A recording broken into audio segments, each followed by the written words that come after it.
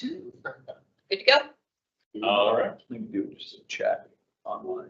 All right. Do we have anybody online joining us again?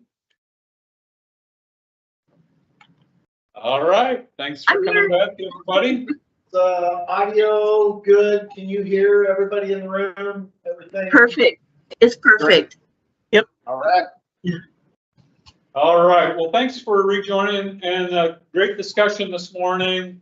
Appreciate all the comments and feedback. We're probably about 30 minutes ahead of schedule today, which is a good thing. So I think what we'll do is we'll jump ahead in our agenda to the 1 p.m. agenda item, and we'll just start reviewing our homework assignment, the ORS 478.410 through 665. And when lunch arrives around noon, we have our guest speaker. We'll pause this. We'll do lunch, bring a guest speaker on, and then afterwards we'll just jump back in and finish this piece up. That sound good for everybody? All right. So Travis, you want to walk us through the feedback on 478.410? Absolutely. Thanks, Chief. And I know Amanda and Dr. Gimel are here also, but I'll maybe frame it, at least for responses, and then we'll just kind of the way that we've been doing it, work methodically through each of the statutes and get feedback. As you can see on the slide, we had the different kind of categories based on the homework that folks did. The first slide is 410 through 470.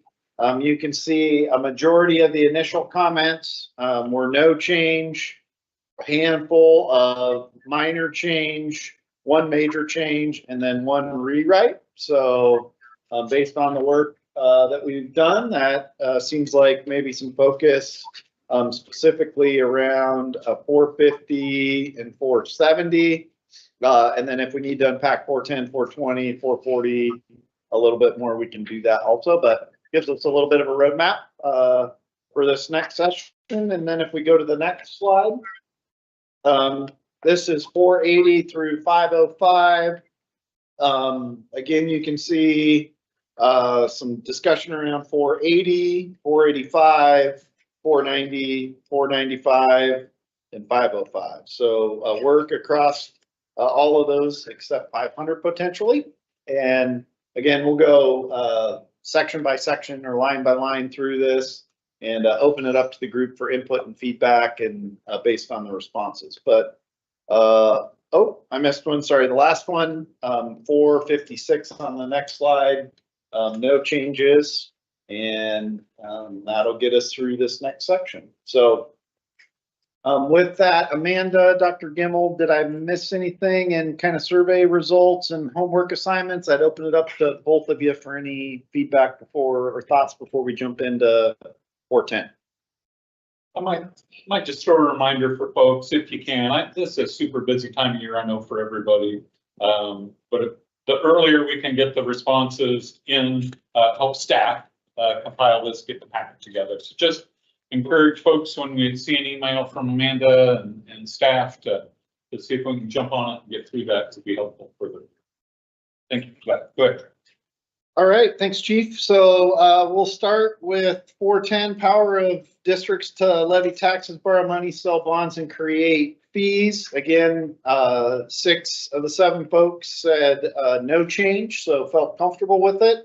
And 1 person thought we should do some minor changes. And so taking a quick look at it, I'd open it up to the group and any thoughts from the folks that had no changes or thoughts from the person that had a change, or if you reviewed it last night and you didn't get it into the survey, you've got other thoughts about it. Now would be the time to bring that up around 410. Were you speaking directly to me? I was not speaking to you. I know you're a deep thinker, sir. I didn't know if you had any thoughts last night, so. Oh, it's not directed towards you, Chief. All right, 410, any thoughts on 410?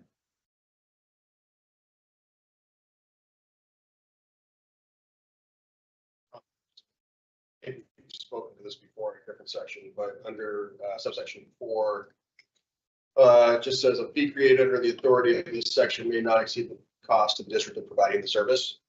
As briefly stated, we kind of talked about holistically the mode plan and the intent of providing the contracted service versus what's the actual cost of having crews on standby and the cost of the stations and those types of things. And what's the intent there? I just like to make sure that the intent is that we can be holistic in how we view that total cost of providing the service. Okay. Christy, do you have any thoughts on this language and whether the current language would exclude somebody from using a methodology to include the total cost to provide that service? Under section 4. I've not reviewed that for that issue. I would need a little more time to review that. I apologize to the group. Yes, no worries. I was wondering where lift assists for districts.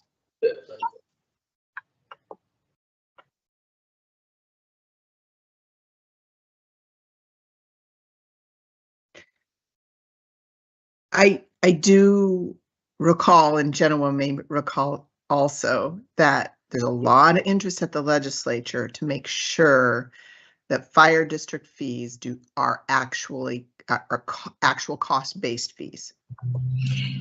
Yeah, that was a big deal when we were trying to get that bill passed, and I got grilled. I got grilled like a cheeseburger about that. I was sitting right by you. That's why you're. I believe a certain senator said he would come burn down our houses if they were going to charge more than cost-based fees. Yeah, that's about the gist of it. So Genoa, you've got a lot of experience with this. Were there any thoughts or anything that jumped out at you? I didn't, and it was really long, and I have to apologize. I don't know if I've been as careful as I should about reviewing these, just because I've just been so steeped in the session. But I did review this one twice and ended up eventually saying no changes. All right. Because the issues that I keep hearing from the fire districts are not with the ability to levy the taxes or sell bonds or anything of that nature. It's been about being able to collect the fees that are owed, you know, but not to levy, and then also with the constrictions of the, you know, property tax constraints. So but not on this. I mean, when it came right down to it, it wasn't this statute that was the problem.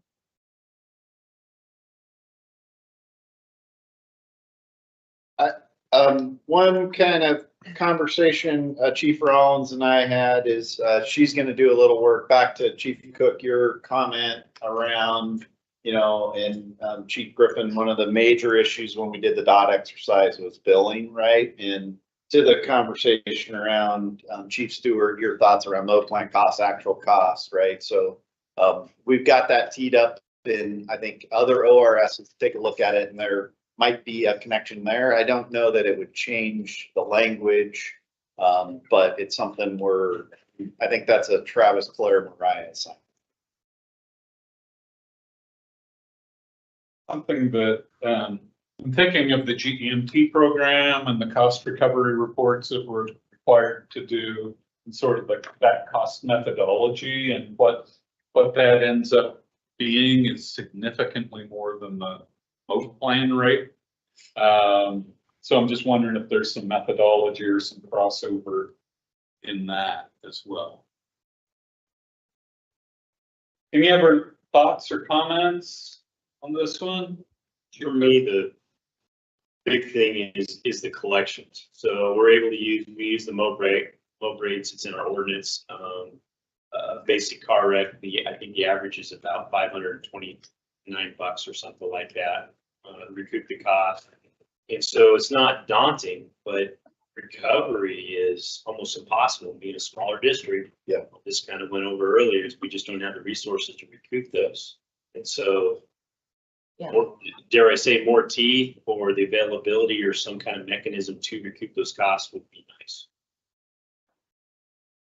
Yeah, he said that more eloquently than I did. It's It's not being able to levy the fees or charge the fees, it's being able to collect. Okay. Would we want to sort of go through the same formal process, you think, with these as we work through them? We'll sort of make a motion to table this one and do more work on the billing piece, address the fees, because it is connected with our other work. People comfortable with that?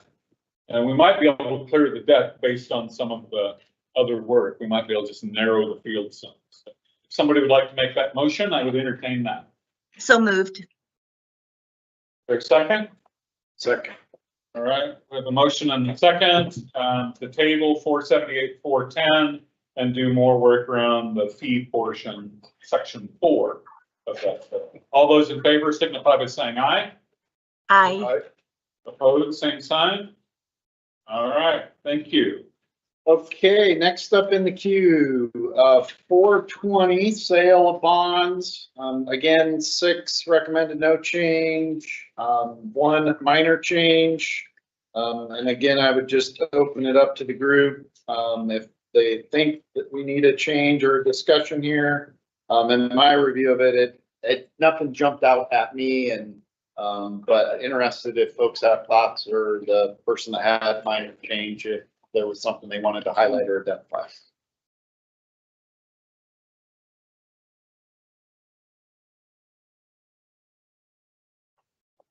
No comments, no recommended changes? If not, I'd entertain a motion to approve 478, 420 as written. Second. Been moved and seconded to leave 478, 420 as is. So all those in favor signify by saying aye. I, Opposed, same sign. All right, let's do 430. All right, 430 was a perfect game, so it was hitless, so no change for 430. 7 folks said just leave it as is. No comments on 430. Any comments in the room today or online?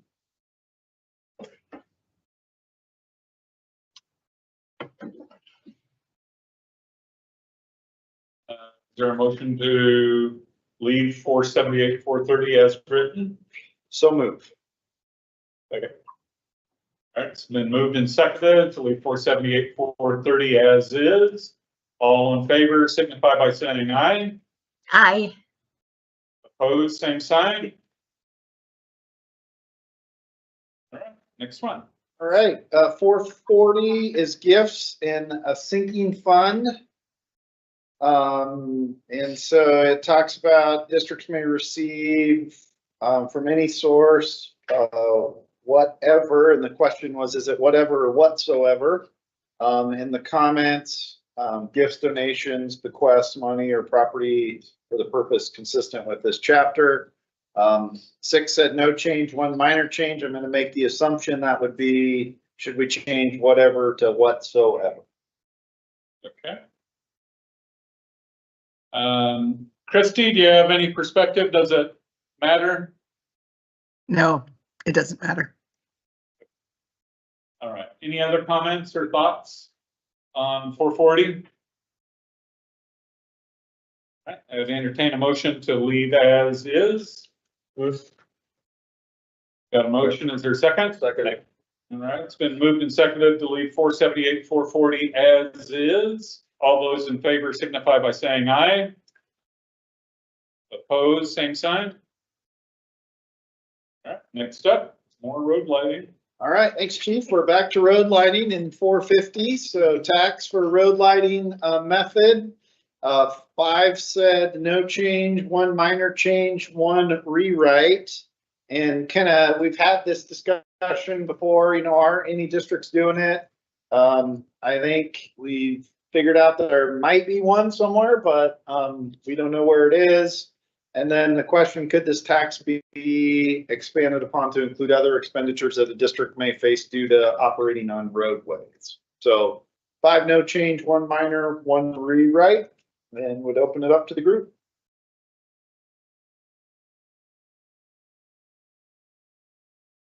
Any road lighting comments?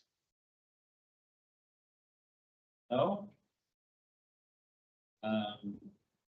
I have one question. Are there two statements in here? Are there two different taxes that can be levied? One without the vote of the electors. Can the first one be levied without the vote of the electors? What line are you Yeah, on there? what do you- The first, just the first one. You may provide for a tax not exceeding 1/10 of 1% of the real market value within the district in accordance with 308-207. The second one being upon approval of the majority of the electors, it's 1/4 of 1%. The real market value. So, no, so that's interesting. So the slide handout seems to have different text than Yeah, our printed version that I have. we I'm get the looking wrong- online. did we get the wrong slide in here? Hey, look. That's. Up here.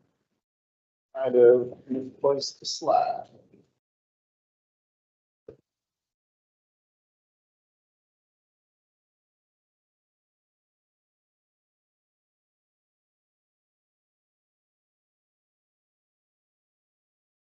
Yeah, that's different. That's from 090. Slide. So this is 090. I apologize. That's all right. So 450 is deposits and reimbursement. Nope. Tax for road lighting method. Yeah. So I can read it real quick. It says to provide funds for defraying expenses for the installation, maintenance and operation of the road lighting service to the district. The district board may provide for a tax not exceeding 1/10 of 1% of the real market value of all taxable property within the district, computed in accordance with ORS 308-207. Upon approval of the majority of the electors voting at a special election called for such purpose, the board may levy a special tax of not to exceed 1/4 of 1% of the real market value of all taxable property within the district for this purpose, computed in accordance with ORS 308-207. But to your question, at least the way I would read it, is the fire district may levy that 1/10 of 1%. If you want to go between that and the 1/4 of 1%, you have to go to the voters. That's how I'm. That's how I was reading it as well. I'm just, with the tax groups the way they are. Is the define road lighting was the other thing I was trying to consider. Right? Could you put traffic preemption or Opticom system in on a tax? Is this a small additional tax revenue source? I would maybe just for purposes of making sure we're squared up, we will include this in the next homework assignment also so that we can get it out to folks and folks can weigh in on it too, as we'll just carry it over into our next homework assignment to make sure everyone's had an opportunity to provide comment and feedback. That doesn't take away from the conversation today, but I do want to make sure the full committee sees it. I think that's a good plan. Chief, if I recollect when we, or, oh gosh, if I remember correctly, when we first started, so the definitions like 001, the first section, as we went through this, some of the, we said that we would, as we go through, we might need to add some definitions. Road lighting might be something that we need a distinct definition in so that we know what it's talking about because it's not in here. Okay. Sorry to go back to 001. That is exactly what we talked about. It's highlighting anything that needed further definition and, Christie, I think, can potentially help us with that too, as we work through them, but, items that aren't identified in the definition section, the entry of this statute need to capture. That's your estimate for the light area. The light area. Travis, I just realized it's been a few weeks and I've been swamped, but I was the one that made that second comment. And now that I'm thinking about it, and to Chief Hussey's point, I was kind of in that same mindset. Is there something along that roadway or road lighting or Opticom route that we could defer, or have this opportunity to expand on this because we do operate on roadways, so at night. Perhaps temporary. Or yeah, something that seemed to. Light area. Okay, There's and it's just interesting because it's in there, so maybe there's an opportunity to kind of expand off of it. Or redefine it more, so that people might, I could see a lot of us looking at this going, well, that doesn't even apply. Right. But maybe there really is something there. we'll do more research on that, about that. And it's just, it's really the application of it and what it could be used for, right? As we think about it. Yes. Yeah. What did I miss? Probably better. All right, we moving on? Yeah. It mustn't say at least one. Chief Palmer's on now, so if everybody wants to grab their lunches and then. Okay. Thank you, Amanda. That'd be great. Stop on point. Yeah, all right. Let's take a break here and we'll pick back up with 460. What time should we join back? Yeah, in the homework. Oh, When does Chief Palmer get started? 12. 10 minutes or so, 15? yeah, I think Christie has another. Okay. I think Christie probably like, 10 minutes, let us grab lunch and then we'll come back. And I did see your emails, so understand you have other things too that are pressing, so. Not a problem. I'll be back in 10. Okay, thank you. Right. Chief Palmer, thank you for joining us and.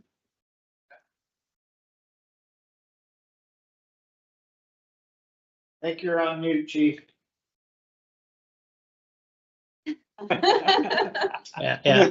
My lips are moving, but nothing's coming out, right?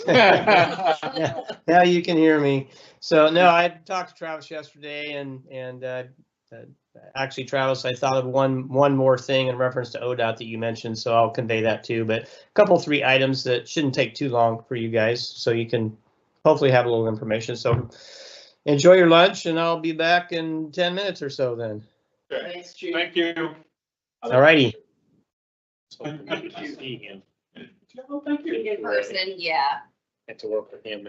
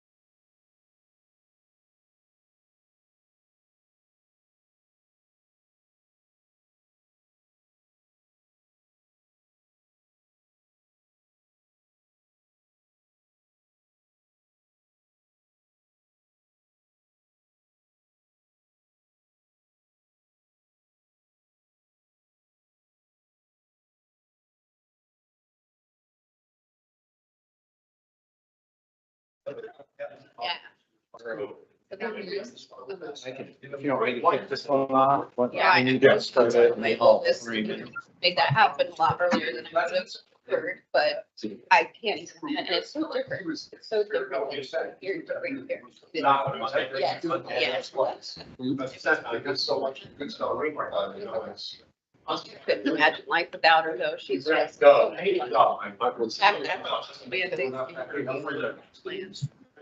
So meet up, we'll figure it out. On what? The lighting? We're all gonna Little boy, so cute.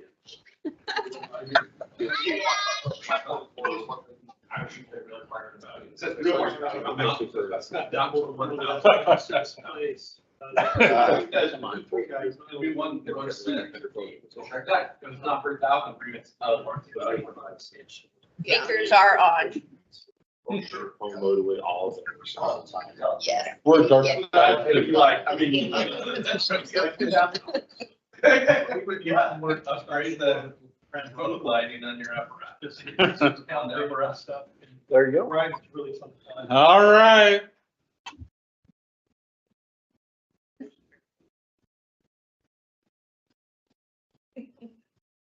We got everybody back. Awesome. I see everybody online.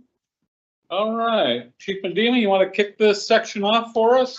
Thanks, Chief Johnson. So earlier in the morning, we talked about 310, and that, really brought in kind of response outside of its territory, back to the heart of the issue around billing and collecting revenues for responses.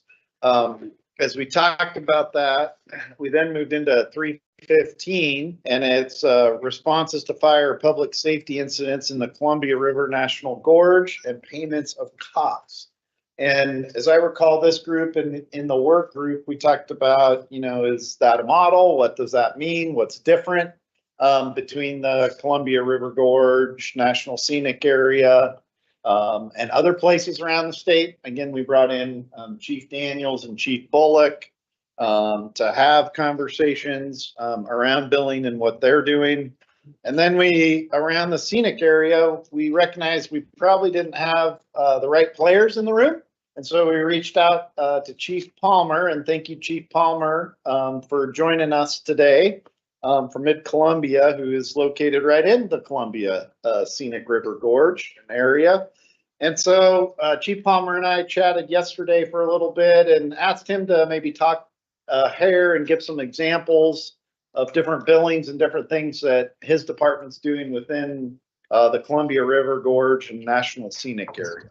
So again, was part of the follow-up, part of the work. Again, much larger theme that this group has discussed around billing and costs associated with it and what are other agencies doing out there. So covered the coast with Chief Daniels, and now under 315 on the Columbia River Gorge National Scenic Area. So thanks again, Chief Palmer. And we have kind of the statute up in front of us, but appreciate you joining us and any thoughts or perspectives that you can share with the group from your experiences.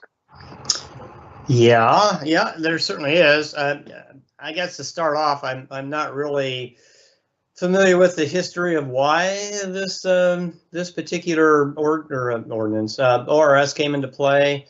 I do know it's been around for a while because it was around prior to me being fire chief and when Chief Richardson was chief for the Mid-Columbia at the time too. So I can give you a couple examples based on what Travis and I discussed yesterday in reference to what we've done in reference to this particular ORS. I will say that we really haven't probably taken advantage of it like potentially one would expect to, but for the most part, I can give 3 examples of situations where we could have billed a state agency, but we really didn't. And one of those reasons is because we have relationships with those agencies. I don't know if it really matters or not in that regard, but overall, we just kind of figure that, we help serve those agencies, specifically ODF, but I know State Parks is one of those agencies and ODOT is too. So one years ago, when Chief Richardson was basically the chief of the district at the time, there was a fire that occurred in the Deschutes River Park area, which is at the east end of the scenic area, over milepost 100 at the Deschutes River Bridge there. And it ended up being a situation where the state parks was maintaining the park there during the summertime, and they were doing some maintenance, specifically weed eating and whatnot, and they were using the wrong tools. They were using a blade, and they started a fire. So it was a negligent type of a fire in one sense. It was out of our district, but as I recall, we were asked to respond with Oregon Department of Forestry. I think Oregon Department of Forestry was dealing with it because it was a state agency. And at that point, they requested a tender or two for water supply to help them mop that area up. I guess under that circumstance, we could have billed. But because we were really mutual aiding with Oregon Department of Forestry, I think in Chief Richardson's eyes, he didn't really want to mess with the apple cart and maintain those relationships. So we didn't necessarily bill under that particular situation. I suppose we could have. So that's one instance. Another instance that I described to Travis was a fire, and this was when I was chief. Actually, we have had several fires in the Memalou State Park area for different causes. One I can recall was a car fire that we'd had on the freeway, and the tow truck driver basically loaded the car fire up. The car fire had been extinguished, but there were still sparks and whatnot. As they drove away, the sparks went into the grass, and then it went through the actual park and went through the park, went across the park, and then actually, fortunately, it was caught before it crossed the freeway. In that instance, once again, it was an accident. I suppose because it was on a transportation route, I suppose we could have billed the tow truck company for I don't know if it was negligence or not. I mean, basically, I think Mosier was involved in extinguishing that particular fire, but it just didn't get extinguished completely, and there was the sparks obviously went into the grass and off she ran again, and it was during the summertime. So that was another instance that I suppose, billing might have been possible, but that would have been a stretch, I think, because, the state wasn't really responsible for that particular fire. Another fire that we had there that I did describe to Travis came from a burn pile, and oddly enough, it was a burn pile that they had done in the fall. And for some reason, the burn pile didn't completely extinguish. And then when summertime came around, interestingly enough, that fire, summertime came, the winds came up, and that fire had smoldered under there for a period of time. And so they just didn't spread out the burn pile well enough to extinguish it completely throughout, obviously, the fall and the winter. We didn't realize exactly what had caused it. We had responded with Oregon Department of Forestry. We had responded with Mosier because it's in Mosier's fire district. But it was really a result of the state parks, I'll say negligence in one sense, by not ensuring that the fire was completely out, even though you would assume that it would have been out over the winter time, but it didn't. In that case, we could have probably billed for that. We didn't realize, or I didn't realize, what the cause of the fire was until probably about a year later when I communicated with Oregon Department of Forestry. They had been investigating that for a period of time and finally determined that it came from that burn pile.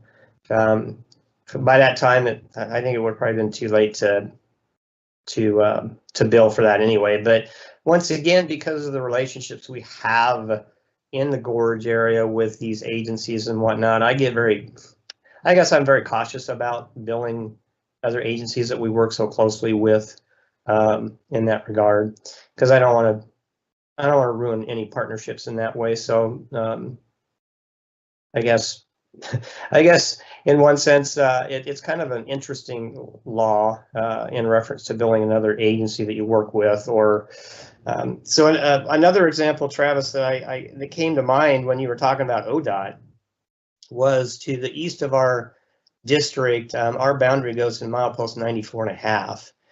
And so we recently, and this was very recent, this was actually probably October, November of last year, that we met with Oregon Department of Transportation.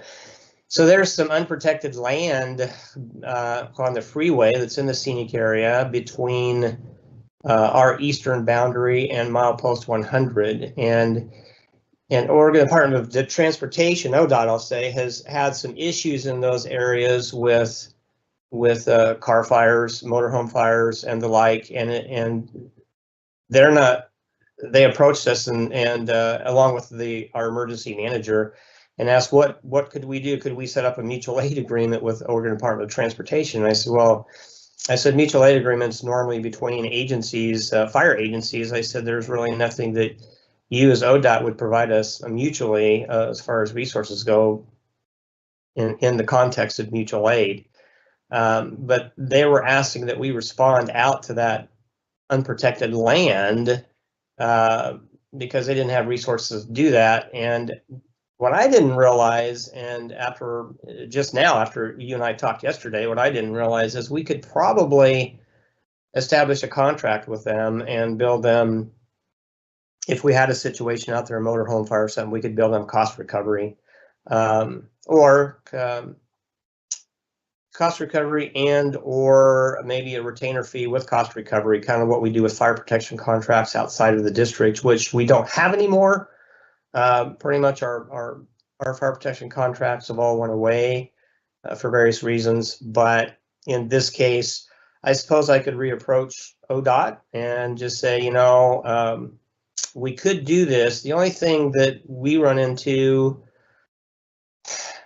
staffing issues. And I don't know about all you out there, but it's hard to,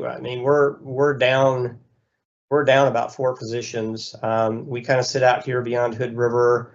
Hood River has difficulties responding and covering us when we go out. We have the ambulance service. And so all those things combined create an ability for us to have a hard time responding outside of the fire district and being able to backfill effectively to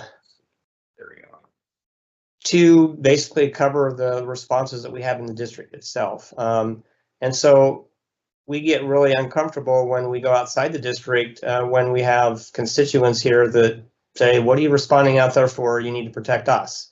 And they pay taxes and they don't outside. So, it's that's the dilemma that we have. There are other agencies that might work much better for, that have the resources that, Hood River Fire is a good example. Hood River Fire has the entire valley in the Hood River Valley area where they have resources that pretty much back them up. If Hood River goes out, they back each other up, west side, so on. Out here, Dufur is fairly limited. Juniper Flat, this, Travis, by conflags and whatnot, they're very limited in the resources they have and helping. If we call for mutual aid, if we go outside the district and we call for mutual aid for some reason to backfill, we're not going to get it. We will get it from Hood River, the valley, but Hood River Fire themselves, they struggle with being able to come this way. And it's a 20-mile hike down here and vice versa. We've been able to staff up, fortunately with the apprenticeship program and those types of things. So it gives us a little more flexibility. But what we have is primarily what we have. So responding outside the district is a challenge for us, and adding on any additional workload, I'll say, even though we could, and even though I'm one of those guys that likes to, once again, build those partnerships and help each other out. At this point, we did tell ODOT, we're not really in a position to do that right now, but we could in the future, and come back and say, we will, we'll set up a contract with you for, maybe a retainer fee of so much a year plus cost recovery. I don't know how it would go over. I really don't. I mean, they were alluding to the fact that they were looking at the potential of contracting with another agency to be able to come in and do those things, but I don't know who they would find. So I don't know if that makes any sense or not, but those are the kind of the examples that we're dealing with. We have the ability to bill, but I'll be honest, we haven't really taken advantage of it that much, if at all, based on the circumstances of what I just explained. So, any questions?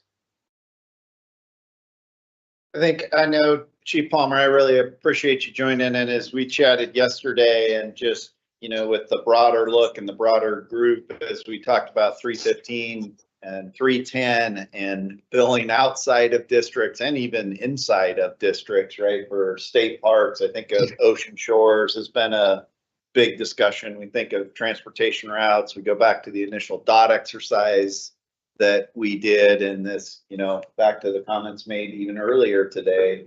One, you know, the ability and the authority to bill for costs of services, right, that are provided, number one, and then number two, you know, the ability to collect. So it's a two-pronged issue that I think we've heard as a group, and we've identified both, you know, do we have the authority to do it? And we looked at 315, and Christy, you got your hand up, and I know you're gonna jump in and add to this conversation, but as we review 310 and 315, you know, what does that mean in terms of the statute, and are there things to model after 315 as we think bigger and broader about billing for services that we're actually doing as the Oregon Fire Service? So Christy, go ahead.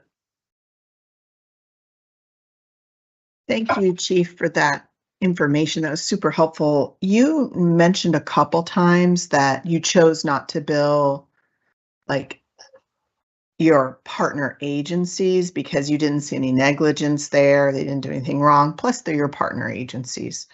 Completely understandable. I just wanted to kind of focus in on one piece, though. Is it your understanding or other districts' understanding that in order to bill, you have to find some kind of wrongdoing? The reason I ask is because as I read the statutes, it doesn't really require any kind of bad intent. It doesn't require any causation. It's just, hey, I'm sorry, it doesn't require any wrongdoing or negligence. It just says, hey, you know, you can bill for these responses. And I completely understand the policy decisions you made not to bill neighboring agencies, but I just wanted to make sure I knew what your understanding of the statute was regarding that negligence standard, which I don't think is in it. Yeah, no, I understand that. I do. I mean, even when we bill outside of this statute and under the other statute for cost recovery purposes, you know, once again I get a little bit leery sometimes. We build, like I build orchardists for you know, letting open burns get away and those types of things, and so we've done that too. Typically, we kind of tie that to negligence. I do understand that this particular statute doesn't require negligence. It's just a, hey, this ORS 478-315 certainly does allow us to bill if we have a fire in this particular area. What's interesting, you know, Mare State Park, if you're familiar with Rowena area and Mare State Park. So Mare State Park isn't just at the river. That Mare State Park reaches all the way up to Highway 30, up into the Rowena Dell area, which once again, that covers Oregon Department of Forestry, protects that area. But I guess my question is, if we respond, let's just say we would have a fire up on Highway 30, and we did actually, we did have a fire up in there, and it was on Mare State Park land, but it's also joint protected land with ODF and the scenic area. It all falls in Mid-Columbia Fire, ODF, U.S. Forest Service. It all falls together. But I guess my question is, if it's on State Park land and we all respond, I guess clarification for me is, should I bill for that? Should I bill State Parks and say this was on your land, and it, you know, it came across from here over to here, and we're going to bill you for a part of that? You know, the other thing is, does it have to start on their land, or can it go from ODF onto, or MCFR land onto State Parks land and then burn off of State Parks land? Are they liable? I would seem to think not, because it didn't start on their land. I would almost assume it would need to start, the fire would need to start and originate from their land. I don't know. That's a question that I would have. Chief Palmer, Chief Johnson, I got a quick question for you regarding EMS response. It seems like the statute allows you to bill for emergency medical services, and I'm assuming that you're not doing that like on I-84 for motor vehicle accidents or medical emergencies in the park or the scenic area. No, because typically what we do is we bill the patient, and so we don't bill the parks for that. That makes sense. Yeah. I suppose it would be beneficial to the patient to say, well, we're not going to bill you, we're going to bill State Parks, but I'm not sure how they'd feel about that. And then when you bill on I-84 for a motor vehicle accident, if you do traditional billing for that, do you bill it directly to the auto insurance company, or are you billing it to the ODOT if you were to bill that? So when we have an MVA out on the freeway, I-84 in that particular area, whether any part of the freeway, we bill the patient for transport, and then if there's anything over and above that for extrication, or if there's even a car fire, I'm trying to think. Basically, anything we do over and above transporting the patient, we would bill the vehicle insurance. So our third-party billing agency would do. Actually, I can't say that. What we do is that our systems design, our third-party billing, they bill the patient, and then EF Recovery, we send the information into them, and they bill for the ancillary costs of the MBA, extrication, supplies, and so on. So that's how we do that. But we don't bill ODOT. We don't bill ODOT. Okay, thank you for that. All right. We wanted to bring 315 back to the group just to see if there were any discussions, and Chief Stewart. I just had a question for Chief Palmer. Earlier, Chief, you spoke to retainer fees that you had established that you don't currently have, that you had previously. I was curious if that was with public agencies or if that was just with private landowners. That would be with private landowners. So our fire protection contracts that we used to have, they involved primarily we would charge the cost of our tax rate on their improvements to their property. So not necessarily the land, but like the buildings and whatnot. And then on top of that, because they were outside of the district, and this is how our board policy reads, because they're outside of the district, we would, if we responded, we would also bill them a cost recovery fee. And honestly, the individuals that we had contracts with, they felt that was, I guess, cost prohibitive. And so they chose not to re-up their contracts. What's interesting is we had a fire just recently. I'm not going to go into it deeply, but the substation fire was a big issue when we had that particular fire, because we responded outside the district. We protected the contracts, but then we went beyond that. And so the board was concerned about us continuing to go beyond the contracts. And then when we neglected, I'll say, we overlooked the billing of the cost recovery fees on that. when in reality, the contracts each said that we would bill for the cost recovery fees. So when we got to reviewing our contracts with them, we had to reaffirm the fact that, hey, guys, these private citizens that we had contracts with, we said, from hence on now, you got a freebie on that one, but next time we have a fire and we come protect the property, we will charge you cost recovery fees. And so that was when the contracts dropped away. And then, as I told Travis, we recently had a fire January 4th where we inadvertently got dispatched based on the dispatcher thinking we still had a contract, and it was not a pretty response. I mean, it ended up having some issues and whatnot because we shouldn't have been out there in the first place. We got dispatched inadvertently, and it was explained to this individual they didn't have a contract with us, and we weren't going to do anything else other than what we'd already done. And then we left, and it was a fairly prominent rancher, so they weren't very happy. All right.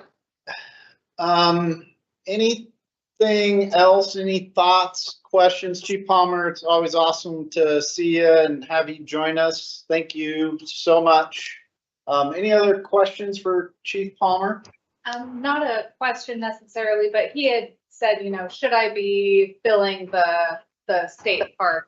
And I think this language has some language in common with 310, which says the assistance from the district has to be requested. So if you were tomorrow to respond to the state park and bill unexpectedly, they may say, well, we didn't request assistance in this case.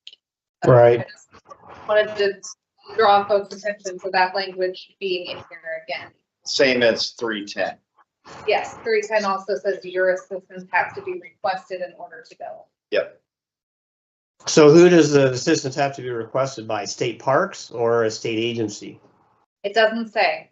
So that's Chief Palmer. That was a discussion we had on 310, right? And that's, I think, your conversation helps us kind of think through 310 and reference to 315 and what it means. So. Okay. No, it'll be interesting to see what comes out of this, and so, yeah. If I think of anything else, Travis, I'll give you a call. But I mean, that's pretty much what I have in a nutshell at this point. And like I say, we don't aggressively use it. We know we can. Christy was very clear that it doesn't really have to be negligence, and also it needs to be requested. So those are the things. This has been good for me too, because it helps clarify some things for me. So thank you. Awesome. Thank you, Chief. Appreciate it. Oh, okay. Enjoy. Thank you. Thanks, Chief. All right, you guys take care. Bye-bye. Bye-bye. So getting back to where we were before lunch, we're at 478. I have a quick point just on that one real fast. So there's a strong likelihood that language results from the actual 16 USC 544 that established the federal Columbia Gorge requirement embedded within limitations on federal expenditures affecting the scenic area. And it talks about agreements in place. And there's one, if an agreement is established and in place for assistance for emergency actions essential to the saving of lives and protection of the property and the public health of the safety area within a time frame of the establishment of this gorge. So it could have just been a placeholder saying we need to get some legislation ensuring a billing mechanism. It also says in here, such costs shall be payable from monies made available to the state agency for such purpose, implying that these state agencies have funding in order to pay for response. Correct. So in the 16 USC 544, it establishes agreements with the state for management of it, and then billing mechanisms. And there's 4 different things. One is the maritime navigation in there, for studies that they conduct within it, and then it's assistance for emergency actions. It could have just been placeholder to make sure there's a billing mechanism. Any other thoughts or discussions on that? So that was removed. Wouldn't they be able to accomplish the exact same thing with existing rules and regulations? I think the federal language I was skimming as he was talking is quite vague, and it just speaks to the state. If a plan exists within 3 years of it being established, the state can pass on funds for these purposes. I don't know. It's hard to say what funds exist. Well, yeah, and also maybe not, because 310 that says you can bill is pretty clear about the type of property for which you can bill, which would not include many parts of the state park. Minimal use probably, right, could be argued to be the right of way, but deep in a state park would not be covered by 310. I think for me, is this a model for the rest of the state, for the coastlands and other areas, right? This is a model of state-owned land, state willing to pay. It could address the challenge of billing private parties and insurances on transportation routes. We routinely collect 50% of what we bill on that. It's hard to collect from auto insurance companies sometimes, so it might be a better, more streamlined billing process. So that's how I say it. Really interesting discussion. Definitely more follow-up needed there. All right, where did we leave off? Were we on 460 or are you 470? I think, 450, I don't have anything down with that. 450? I believe so. 450. We are gonna Tax for send, road lighting? we're gonna send that back out to the committee to review, right? Wasn't that Okay. the one? Yeah. So that'll go back out in the next homework assignment. And that'll just be the first one in the homework assignment, so won't be in sequential order, but we want to capture that for the group. And get feedback, and then with 460, I think that's where we left off, but there were 7 folks that said no change out of the 7, and so I think the recommendation was no change needed for 460. That's what my notes show. Does anybody that didn't have an opportunity to vote have any comments, think that should be modified? Or if not, then we could do a motion to approve 460 as read. So moved. Second. All right, moved and seconded to leave 478, 460 as is. All in favor signify by saying aye. Aye. Opposed, same sign. All right, 470. All right, 470, interest of unpaid warrants, limitations on amounts of warrants. 5 folks recommended no change, 1 minor change, 1 major change. And I think the major change, what I'm gathering related to the 6% cap, and is that still realistic and feasible? And the 6% cap is indebtedness of a district which unpaid for funds shall bear interest at a rate to be fixed by the district board, but not to exceed 6% from the date of the unpaid warrants with the county treasurer. So I think there was a question around the 6%, and is that still realistic and feasible? Chief. Okay. Anybody have comments on that other than what were identified? Christy, do you have any input on warrants of a district? Christian, you're muted.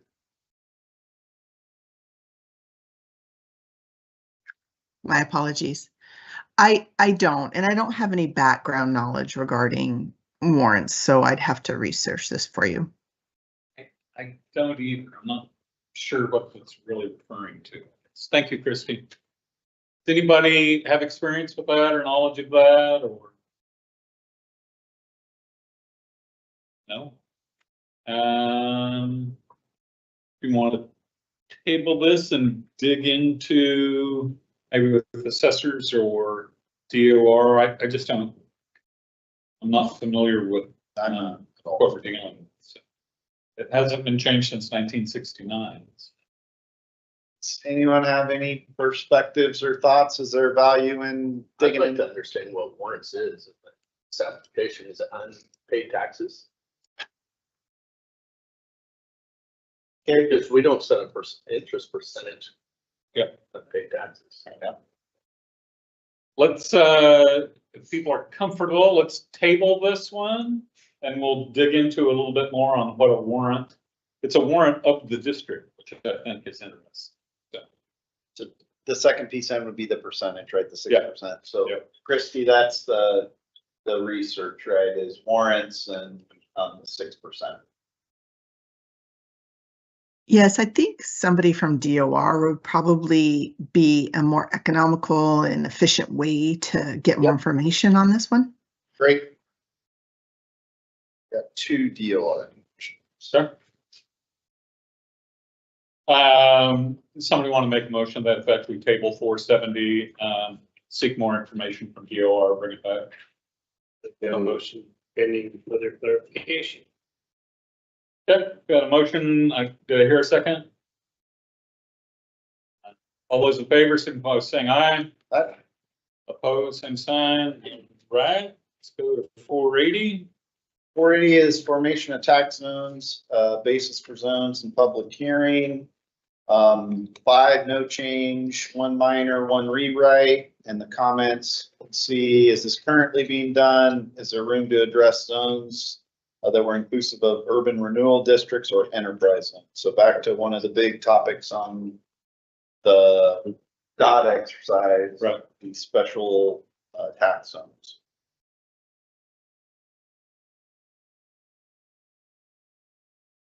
Anybody have any comments around that? I think I threw the enterprise zone comment in and just thinking about if you have an urban renewal district or a zone, could you establish a separate tax rate to recoup what you're losing within those zones? But it requires a vote of the public to create those zones. So that certainly might be a challenge. Then repealing the zone at the termination of an urban renewal district or enterprise zone could be a challenge too. But I was just sort of noodling through how that would work. To have different zones, tax zones within a district. I think I wrote, this is being done currently, at least that was a question I had. And to kind of expound on that, when would you do that and what would the purpose be? And now that you brought that up, it makes sense on the enterprise zones, but within the fire district, how would you, I guess this is a question to the chiefs, but how would you justify dividing the district in half and having part A pay $1 and part B pay $2? But yeah, I think here, I mean, it does say, based upon differences in the services provided by the district to the residents. I mean, I could foresee a district saying, hey, here in this populated area where we actually have municipalities, we're going to provide interior firefighting at our rural all volunteer stations. We're going to be non-interior, and we're going to set a property tax rate in those 2 separate zones because you're receiving different levels of service. I don't want to do it. I can see do it. I don't know that you could do, because of that different levels of service. I mean, I'd leave it to, so, but I don't know that you could do anything with enterprise and Right. urban renewal because Same. it's not, it's the same service. You're just trying to actually get the money that you're supposed to get. I don't, for me personally, I don't see any need to change this likely. But open to other thoughts. If others have any. Christie, did you have a thought? The only thing, I don't know a lot about this because not a lot of people do it, right? Not a lot of districts do it.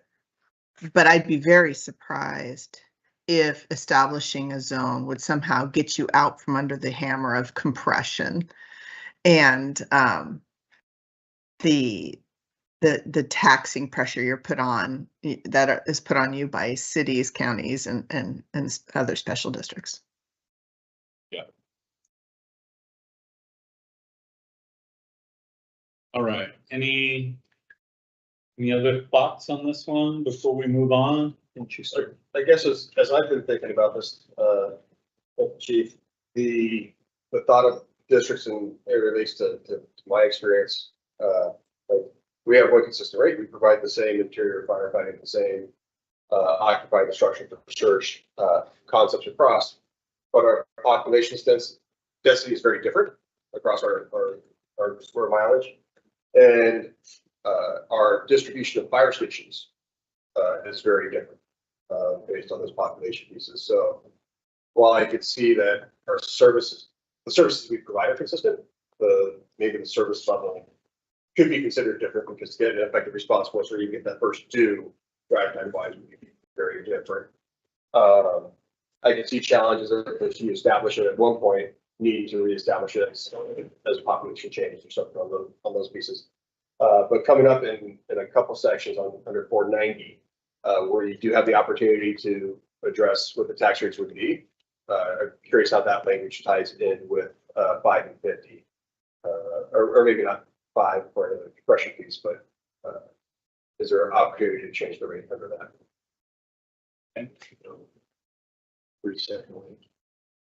All right. Any other comments on 480? I don't see any harm in leaving it as is. Unless somebody sees a reason to change it, I would recommend we just leave as is. Make that motion. Okay, we have a motion to leave 478, 480 as is. We have a second. All those in favor signify by saying aye. Opposed, same sign. All right. Okay, 485, notice of public hearing, 5 no changes, 2 major change. And the questions were really around, could the requirement be published, be reduced to just 1? I think it requires 2, if I read it correctly. Maybe not. Stand up. It does. Yep. 2 weeks. Yeah, once a week for 2 successive weeks. Also, unlike ORS regarding public requirements, it's not specify how many days in advance of public hearing and that the publication must be made. So really a public hearing process question, and those were the comments. Yeah. See, this one needs updated to reflect current publication requirements. The newspaper it's called out specifically in here. Right. But so update to public current Oregon public notice laws. Yep. 83 was when this was updated last. That makes sense to me. Is everybody comfortable with that?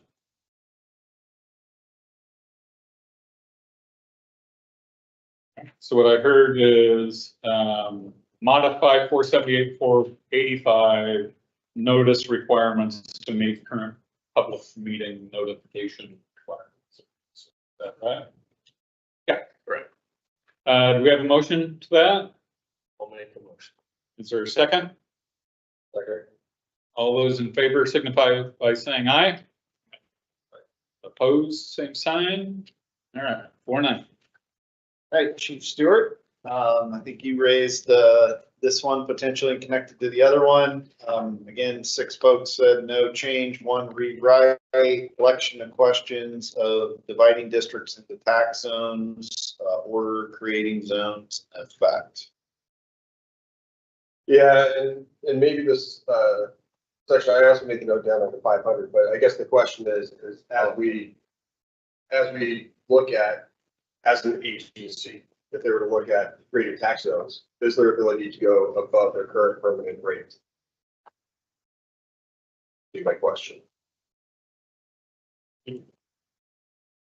What are the limitations of dividing? Does it have to be divided into 2 tax zones underneath the current levy rate, or could it be increased such as you would do if you were annexation, merger, and the third type of Consolidation. consolidation? Yeah, or you redraw the boundaries and bring it to additional territory.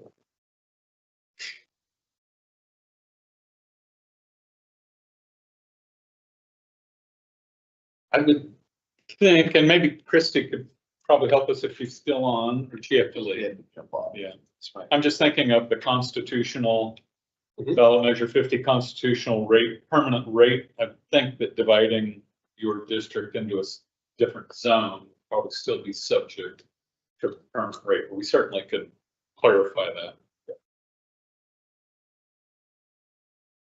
I'd appreciate the clarification. If Yep. it's, Yep. well, I think I would anticipate as well. All right, so any other comments on 490? Maybe a motion to move forward with 490, seeking clarification on whether or not tax limitations under Measure 50. Yep. The subsidies. Everybody comfortable with that? Do you have a motion, a second? Motion to move forward with further clarification, raising the rates. Okay, A second. all right. Moving second, all those in favor signify by saying aye. I, Opposed, same sign. All right, 495. Limitation on charges and tax zone boundaries. Again, 6 folks, no change, 1 rewrite. No comments associated with the rewrite.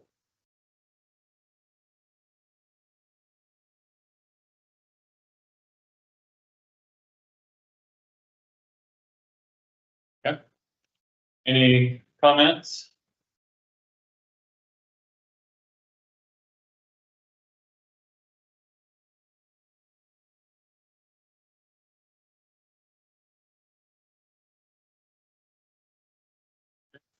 I don't know the rewrite Yeah, over, there was somebody that something really stuck out. There's no comments. I would comment on number 1. I don't have any change. I think it's interesting that if there's a desire to bring something forward to the voters, after that business, after that's decided, they want to make a change. It's got to be like 2 cycles later, two elections later, it's unneeded. But seems like, if I'm likely reading it incorrectly, but it seems like a weird limitation to put on the voters that you can't take something back to the ballot to amend something.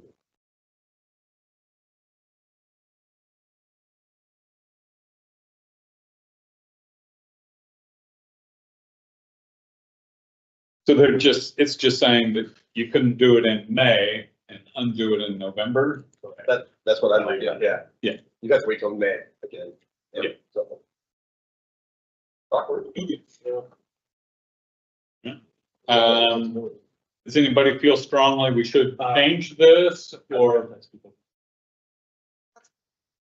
Taxing Yeah. cycle. And then you change use, makes it clear. Yeah, that's a practical.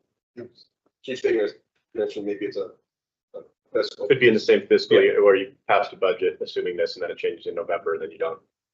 Yeah, Yeah, that makes practical sense. I don't see a compelling reason. I don't think anybody's really using it as much, but somebody would like to make a motion to leave 495 as is. Second. Moved and seconded. All those in favor signify by saying aye. I, Opposed, same sign. 500. Termination of tax levy in each tax zone, 6, no changes. If a district is divided into zones under 480, so connecting back to 480, the district board shall determine, declare the ad valorem tax levy for each zone when it adopts the budget for the fiscal year. So if we didn't have zones or road lighting, half of this whole ORS could be gone, right? Road lighting zone. All right. Nobody proposed a change. Is anybody that didn't have a chance to submit a comment like to propose a change now? Or do we just move this one forward as is? Doesn't this one refer back to 90? 490. And just the question of the ad valorem tax, once again, I'm not a lawyer, even though I did stay at college. Right. Yeah. But the thing is if you if 480 is able to increase the ad valorem, when it returns back to determination in this tax zone, does it return back to the original tax? I guess maybe I'm not saying that right. Does that make sense? If it originally increased it with 480, does this return it? Or am I misunderstanding something here?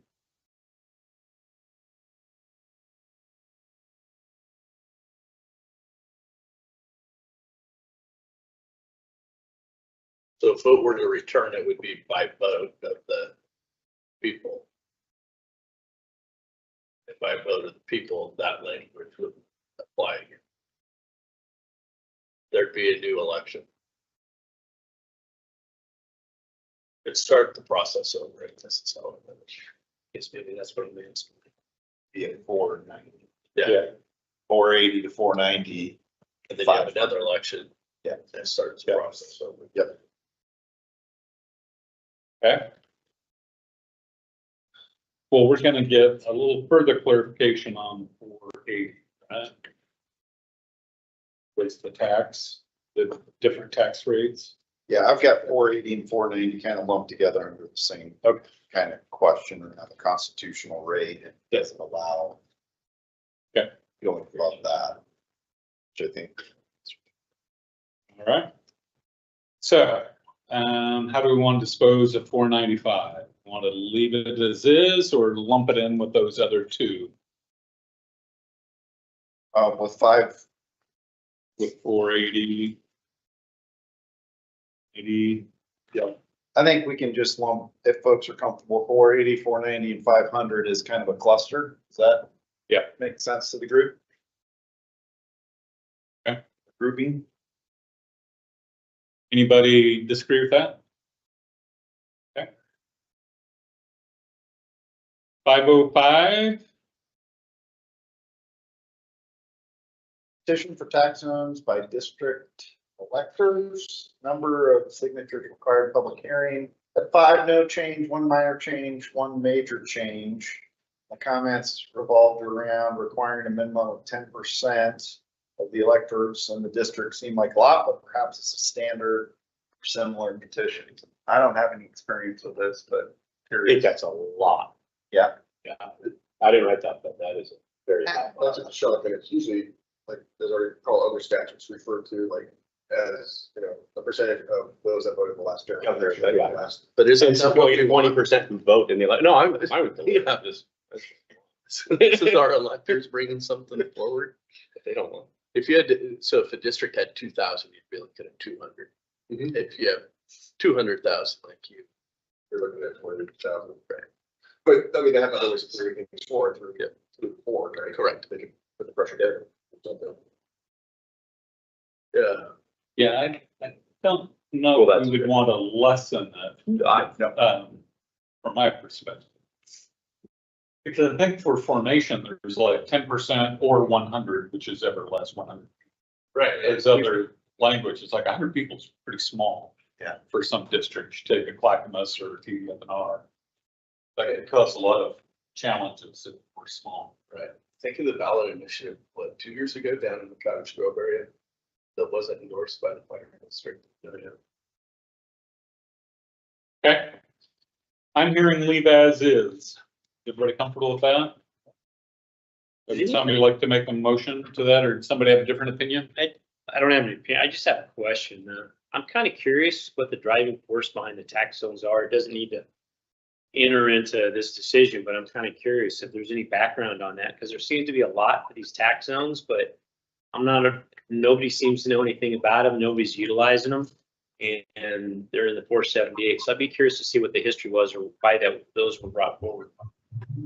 Thank you. I was going to ask if they're, where are they? I mean, does anybody have a tax zone now? Because I'm I not don't familiar. know one. I don't either. I'm not even sure what they are. Is this something that we can refer to DOR as well to see if anybody's actually? DOR may have record of an agency with 2 different tax rates within the agency, maybe. they may be able to search that out if we're gonna speak with them already. I've got DORs. Okay. This one, is kind of clear. They're talking about zones for exclusive farm use and such, so I could see why in the past it might have made more sense. Like if you've got part of your district that's all farms, maybe you're wanting to tax them less because as a structural agency back then, that was all you did was structure fire. Was this in place possibly before ODF and some of the forestry stuff? Would it utilize anything like this? It's like the last time it was amended was 1993. So it's been fairly, I shouldn't say fairly recent. Some people in this room probably weren't born yet, but it's pretty recent from my perspective. Compared to other like. Right. Seems like, yeah, seems like yesterday. Okay. All right, so we're gonna do more follow-up. Is everybody comfortable with that? Let's follow up with DOR specific. Yep, that's the note I have, chief. All right. So 478, 560, is that the next one? Yep, so 560 deposits and reimbursements of funds that are located in 2 or more counties. So this is a multiple county issue. 7 said no change. And there were no comments with this either, so it was a leave as is. We have one agency down in Southern Oregon that goes by this with all their funds going directly to LTIP. There's no concerns that they have. Okay, thanks for checking. Yep. An LGIP. That's been covered. Yeah, and there's a small US LTIP, small agencies. That's where multiple. Does somebody want to make a motion to move 478, 560 without change? So moved. Got a motion, is there a second? Second. All those in favor signify by saying aye. Aye. Opposed, same sign. All right. 665, 665 is withdrawal of territory from district, inclusion of forest protection district assessment. So I would, without digging too deep into it, I would assume that's out of scope for the language in 2522.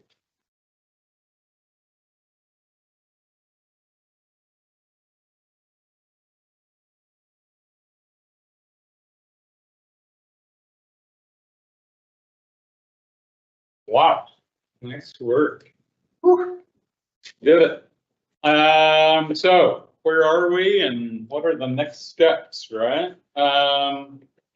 We've got some homework to do, some reach outs there. Christy's gonna help with some, couple contacts with DOR. Amanda's been taking notes and has all of this down. We'll get some feedback from Scott Langton on our minutes from last time, so we'll still have some feedback coming from him. The consensus recommendations and motions that we've approved be included in our final report. And we've talked about a little more clarification, so. Other, where are we at on the agenda here? Task force member representative group feedback. Want to do that? Thanks, Chief. So we wanted to, and we may do this at every meeting. Again, we started, I think, with a large dot exercise to identify kind of the highest priority items out of the group, and then we voted on them. And so I asked Amanda to include this in the packet.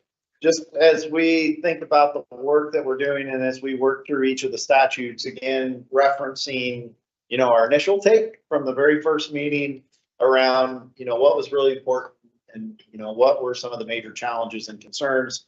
We also recognize that, some of the challenges and concerns out of the first meeting may not be addressed in the statute. And so what we're doing is continually crosswalking that dot exercise as we work through the statutes, highlighting kind of where the different sections fit and what those priorities were. And the vision was just to kind of bring it back, refresh it so folks had it, And then as we finish out the final review line by line through the statutes, we'll come back to the dot exercise, but really just awareness for the group. We haven't lost sight of it, wanted to bring it back and let the group know we're kind of tracking as we work through the statutes based on that initial dot exercise we did. So just probably, Chief, continue to bring it back and continue to discuss. And as we round out, working through the statutes, different recommendations, we've talked about, these are my words, real tactical things that we may do in the statute, some strategic things, and then maybe some aspirational things. And so referencing how we work through the statutes and then the dot exercise to kind of close it out as we think about the final report. So that was it, Chief. Yeah. Just kind of coming back and circling back to that.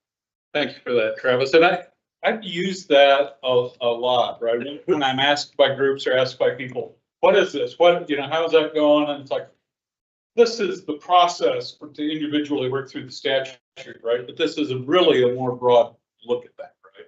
And these are some of the themes. And I took photos of the dot exercises when we did it, so I'll sort of think back to that, look at that, and I'll say, these are some of the themes that the group addressed.